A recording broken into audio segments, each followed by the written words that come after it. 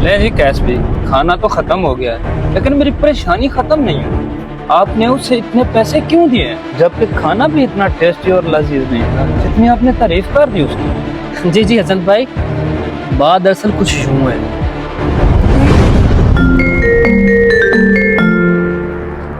अस्सलाम वालेकुम। जी माँ जी, जी माँ जी, मैंने मालिक से बात कर ली है। बस अब 2 दिन ठहर जाएं, वो कहते हैं मैं आपके एडवांस दे दूंगा तनख्वाह, फिर आप मेडिसिन ले लीजिएगा अपनी। हाँ माँ जी, मैं 2 दिन में ज़रूर भेज दूंगा आपको। जी जी।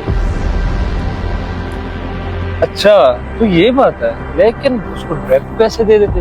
इतना ड्रामा करने की क्या जरूरत थी आपको?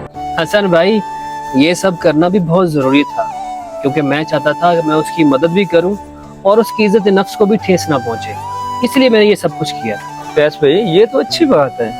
आपका नेकी करने का तरीका मुझे बहुत अच्छा लगा। अल्लाह आपको सलामत रखे।